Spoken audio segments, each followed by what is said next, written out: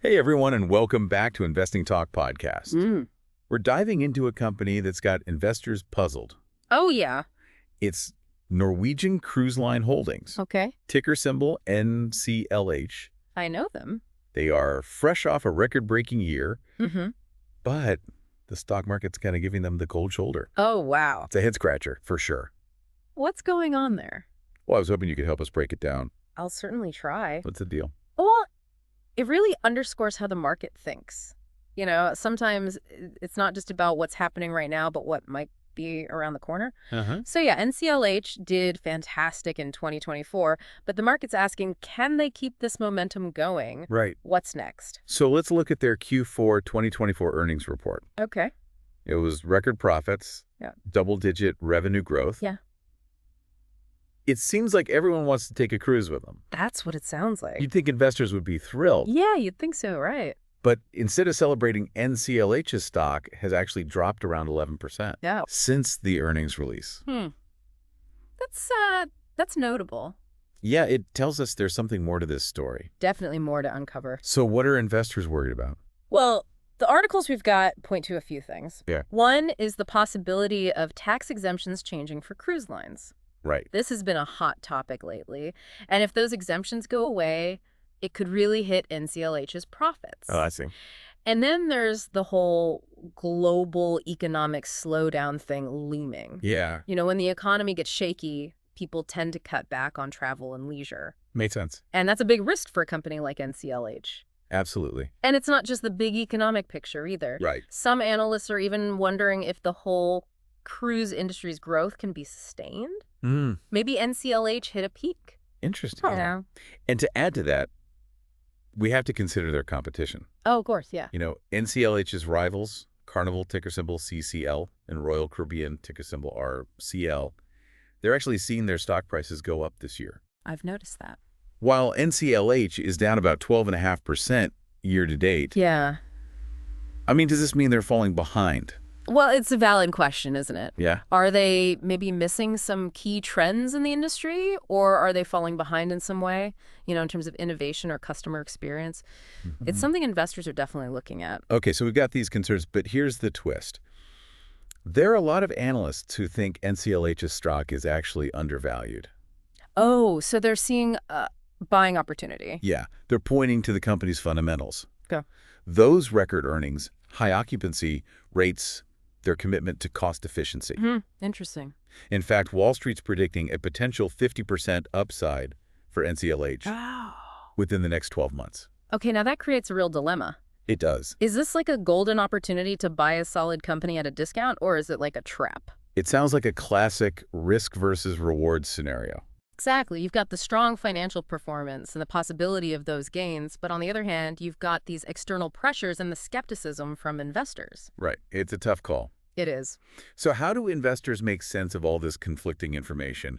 What should they be focusing on? Well, one way is to check out the technical analysis to get a feel for the stock's trajectory. And right now, the indicators are a bit mixed. Okay. NCLH is trading below its key moving averages, the 50-day and the 200-day. Okay. Which usually points to a bearish trend. Yeah, that's not great. No, not in itself, but there is a sliver of hope. Good. NCLH's stock is getting close to what we call oversold territory. This means the selling pressure might be easing up. Okay. And we could see a rebound. So it's like a push and pull between positive and negative signals. Yeah, that's a good way to put it. So what should investors be watching for specifically to understand these signals better? Well, there's a key resistance level at $21.30. If NCLH can break above that with strong volume, it could mean a change in sentiment and a move towards those optimistic price targets. And what would be a warning sign that things are going south? Well, a drop below $19.96 would be concerning, especially with high selling volume. It could suggest that the bears are still in control. So investors need to be paying attention. Absolutely. Staying informed is crucial right now. As we continue looking at NCLH, we'll dive deeper into their business strategy, their competitive advantages, and how they can handle these external challenges. Sounds good. It's kind of interesting, though, that even with all these headwinds, NCLH is still doing a lot of things right. Like what? Their focus on cost efficiency stands out. Yeah.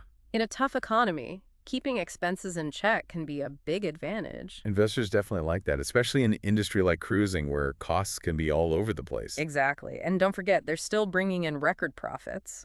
That's not something to just brush aside. It shows they're running things well and making the most of their revenue. For sure. But how does that fit with the market's doubts about their future?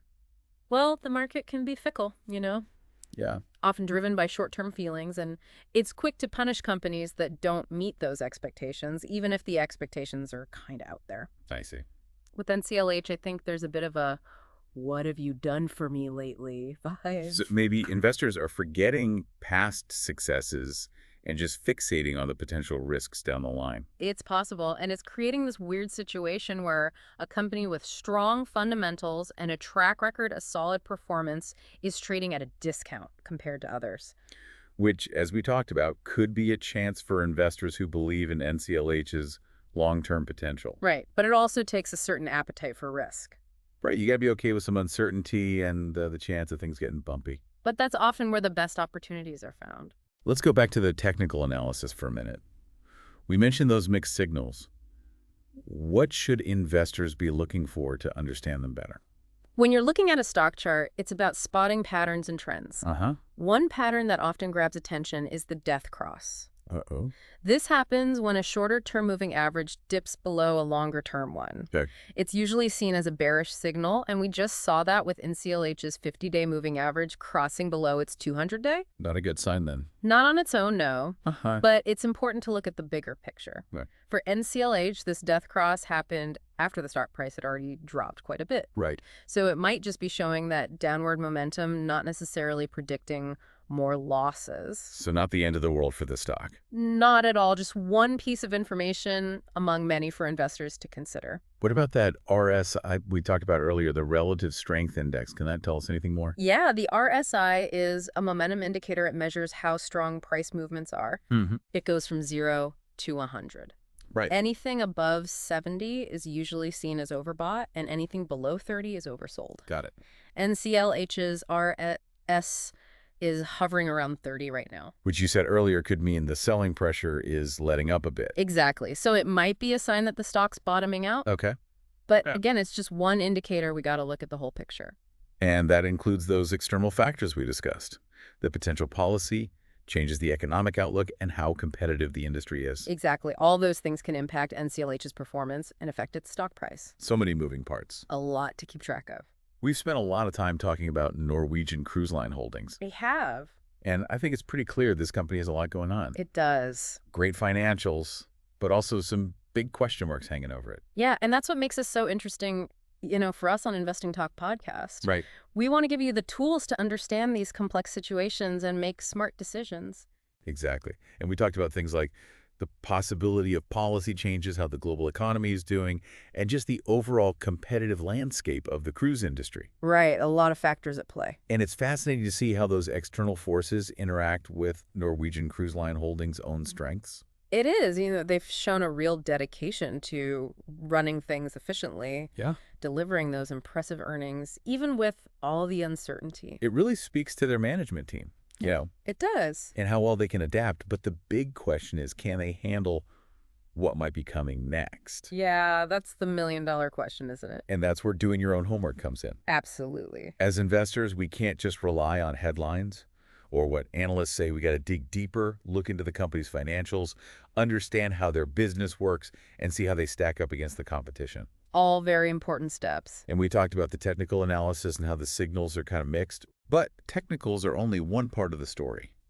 You also need a solid understanding of the business itself. Couldn't agree more. And when you look at Norwegian Cruise Line Holdings, from that perspective, you see a company that's focused on giving people a great experience. Yeah. Yeah. They're putting money into their fleet. They're going after new markets, always trying to make things better. Constantly innovating. Exactly. And that's crucial in an industry like cruising, where people's expectations are always changing. For sure. If you want to stay ahead of the game, you got to keep up in your game. Okay, so we've reached the end of our look at Norwegian Cruise Line Holdings. Ticker symbol NCLH. Right. Let's wrap this up with some key takeaways for our listeners. Sounds good. First and foremost, investing always comes with uncertainty. You got to weigh the risks and know there are no guarantees. Right. Second, Don't just take things at face value. Do your own research. Don't rely solely on headlines or what analysts say. Exactly. Dive into those financial statements, understand how the business operates, and see who they're up against. Third, think about your own goals and how much risk you're comfortable with. What works for one person might not work for another. And it's always good to remember, investing is a marathon, not a sprint. Be patient, stay disciplined, and focus on those long-term goals. We hope you found this deep dive into Norwegian Cruise Line holdings helpful, and maybe it's given you some new things to think about. We always love hearing your thoughts, so feel free to share them in the comments below. And if you enjoyed this episode, hit that subscribe button and share it with your fellow investors. The more we learn and share together, the better off we'll all be. So until next time, happy investing. And may your portfolios prosper.